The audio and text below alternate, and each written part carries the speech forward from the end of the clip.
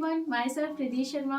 और इस लेक्चर के अंदर, इस वीडियो के अंदर हम स्पेशली बात करने जा रहे हैं आज आपका जो एग्ज़ाम लगा है, एंट्रेंस एग्ज़ाम। सो बच्चों, आप में से कितने लोगों का एग्ज़ाम कैसा गया, जल्दी से आप कमेंट सेक्शन में बताइए। आई होप कुछ बच्चे बहुत ज़्यादा खुश होंगे क्योंकि आपका एग्ज़ाम बहुत अच्छा गया होगा, और कुछ थोड़े डिप्रेस होंगे। देखो बच्चों, डिप्रेशन लेने की कोई भी ज़रूरत नहीं है, टेंशन कभी नहीं लेनी चाहिए। सो अभी हम स्टार्ट करने जा रहे हैं कि देखो, मैंने और आपके गौरव सर ने कुछ सेंटर्स पे जाके रिव्यू किया था स्टूडेंट से कि आपका एग्जाम कैसा था इस बार। जैसे कि आपको मोटिवेशन वाले सेशन में बताया गया था कि आपका एग्जाम टिपिकल नहीं जाएगा। तो एज यू सी, आपका एग्जाम टिपिकल नहीं था बिल्कुल भी, और आपका एग्जाम बहुत ही मीडियम लेवल का था। और सबसे अच्छी बात ये जानने को मिली कि आपका इस बार फिजिक्स के अंदर एक भी न्यूमेरिकल देखने को नहीं मिला था। सारे के सारे क्वेश्चन आपके थ्योरेटिकल पोर्शन से थे।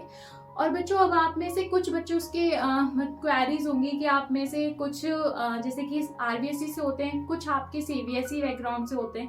वो सोच रहे होंगे कि एग्जाम कहाँ से आया, तो कुछ सोचते हैं कि एनसीईआरटी से आया है। देखो, आपको एक सिंपल सी बात बताती हूँ, NCERT is your universal book. आपकी जो एनसीईआरटी है, वहीं से आपके सारे एंट्रेंस एग्जाम्स के क्वेश्चंस आते हैं। चाहे फिर आप वो नीट लेवल का एग्जाम देख लो, आईआईटी का देख लो, कहीं का भी मतलब देख लो, आपके NCERT is your basic book है जहां से आपके सारे क्वेश्चंस देखने को मिलते हैं। इस बार भी यही देखने को मिला है कि आपके एनसीईआरटी से ही क्वेश्चन आया है। स्पेशली मैं बात करूंगी 12th सीबीएसई जो एनसीईआरटी आपकी 12th एनसीईआरटी, वहां से आपके सारे क्वेश्चंस आए। और बायोलॉजी का बहुत ही मीडियम पेपर था। और जो फिजिक्स था आपका, उसमें कोई भी न्यूमेरिकल देखने को नहीं मिला था। और केमिस्ट्री के अंदर आपका एक न्यूमेरिकल था, वो भी केमिकल काइनेटिक्स से, वो भी था आपका टी हाफ वाले फॉर्मूले से। बच्चों, आपका एग्जाम तो काफी मीडियम था और काफी बेस्ट था। जैसा कि आप सभी को मैम ने बताया था कि पेपर जो आया था वो एनसीईआरटी पैटर्न आया था और अपने टेस्ट सीरीज भी एनसीईआरटी की थी, तो मोस्टली उन बच्चों के लिए बहुत ही बेनिफिट मिला जो यूट्यूबर्स बोल रहे थे आरबीएससी और ये। आप लोगों को पता था कि हम कुछ ज्यादा क्या बोलूं, तो एग्जाम भी हो गया, आप लोगों ने भी एग्जाम दे लिया। तो पेपर आपका अच्छा गया था, बहुत इजी पेपर आया है, कट ऑफ भी थोड़ी सही रहेगी इस बार। और मोस्टली अब बात करते हैं केमिस्ट्री की, तो केमिस्ट्री में एक न्यूमेरिकल आया था, जैसा कि मैम ने बता दिया कि टी हाफ वाला। और मोस्टली पेपर सब एकदम बिल्कुल सिंपल था। बहुत सारे बच्चे तो 100 आउट ऑफ 100 बता रहे हैं, पर ऐसा नहीं है। 100 आउट ऑफ आए, अच्छी बात है। पर आप लोग उन नंबर्स को सुन के डिप्रेस मत होइए, क्योंकि अभी एग्जाम देके आए, आप लोगों को आंसर्स नहीं पता। आंसर जैसे ही 28 तारीख को आपका पेपर आएगा, उसको हम डिस्कशन करवाएंगे विद सॉल्यूशन। देखो, आंसर की तो आपके पास ऑलरेडी आ जाएगी, पर जो सॉल्यूशन होता है और उसको समझाने का तरीका होता है, वो अलग अलग तरीका होता है, जिससे आपको समझ में आ जाए। तो सारे बच्चों ने मोस्टली मेरे को थैंक्स बोला, उन सबको मेरी तरफ से बहुत सारा थैंक्स। आप लोगों ने इतनी मेहनत की, एग्जाम भी बढ़िया गया। अब बात थोड़ी फिजिक्स की कर लेते हैं। देखो, फिजिक्स में जैसा कि आप सभी को बताया था मैंने कि फिजिक्स में थ्योरी बेस्ड ज्यादा क्वेश्चन थे। जैसा कि आप सभी लोगों ने देखा था कि थ्योरी आई थी, और मैंने ये लास्ट तक यही बोला था कि आप लोग चैप्टर के पीछे की जो समरी थी वो पढ़ के जाएं, उसमें से सारे क्वेश्चन आए थे। न्यूमेरिकल तो एक देखने को भी नहीं मिला था। बाकी का आप मैडम से जान लीजिए। बायोलॉजी तो काफी ज्यादा मीडियम रहा था, और साथ में फिजिक्स में बिल्कुल ही क्वेश्चंस नहीं थे, मतलब न्यूमेरिकल बेस्ड नहीं थे। और मैंने आपको कहा था कि जल्दी आप ये भी कमेंट सेक्शन में बताइए कि आपने सारे क्वेश्चन अटेम्प्ट किए या फिर नहीं किए, या फिर टाइम लैक ऑफ टाइम की वजह से आप कुछ क्वेश्चन छोड़कर आ गए। क्योंकि इसमें नेगेटिव मार्किंग तो थी नहीं, तो आई थिंक आपको सारे क्वेश्चन अटेम्प्ट करने चाहिए थे, और आई होप सबने किए होंगे। मोस्टली कुछ स्टूडेंटों का सवाल था कि सर, हमने गोला भरने में गलतियां कर दी, वो काउंट होंगे क्या नहीं होंगे। देखो, गोला अगर आपने ऐसा भरा है कि थोड़ा बाहर निकल गया, तो देखो वो सब काउंट हो जाता है। अगर आपने उल्टे सीधे नंबर भरे तो स्टूडेंट वो बिल्कुल भी काउंट नहीं होने वाला।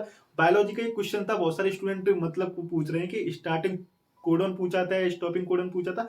वो आप लोगों को जैसे ही पेपर आएगा डिस्कस करा दिया जाएगा। मैंने टेलीग्राम पे देखा था, बहुत सारे बच्चे उस क्वेश्चन को लेकर डिस्कस भी कर रहे हैं कि सर वो क्वेश्चन किस तरीके से था। तो आपको जितना जल्दी हो सकेगा हम आपको सोल्यूशन प्रोवाइड करेंगे। और एग्जाम में कट ऑफ क्या रही थी, कट ऑफ कैसी जाएगी, क्या रहेगी, उसके बारे में देखो स्टूडेंट, मेनली एग्जाम पेपर अभी आया नहीं आपका, जैसा कि हम सभी को पता चला था कि एग्जाम सेंटर से आपको पेपर दिया नहीं था।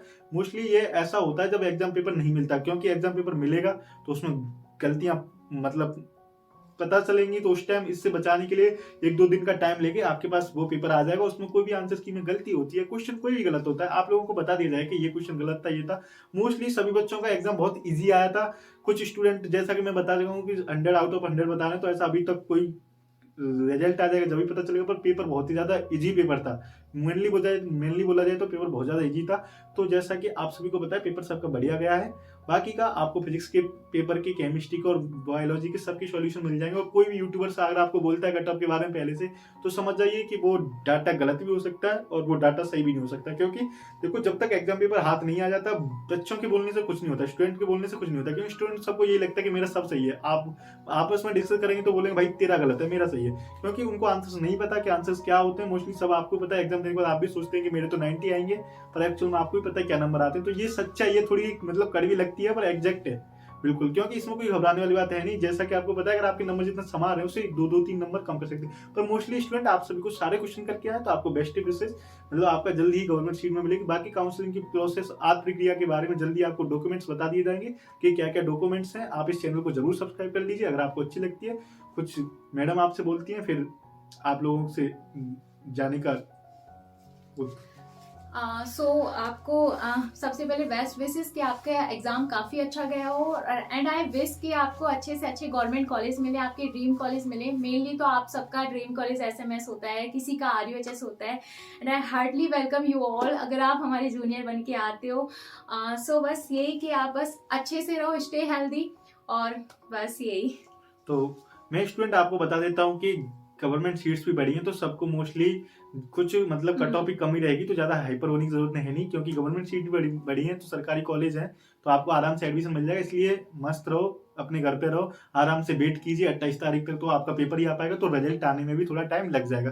क्योंकि ऑफलाइन मोड हुआ है, तो स्टूडेंट आराम से कम 10-15 दिन का आराम से टाइम ले भी सकती है। यूनिवर्सिटी अगर जितना ज्यादा पॉसिबल हो पाएगा वो जल्दी बता भी सकते हो। तो आपको आंसर्स की टेंशन मत लेना। आप क्वेश्चन पता है 28 तारीख को पेपर आ जाएगा, आप देख लेना कि आप लोगों ने क्या करके आए थे, फिर आपको सॉल्यूशन दे दिए जाएंगे। Thank you. आप लोगों से जल्दी मिलते हैं नए सॉल्यूशन के। Thank you student.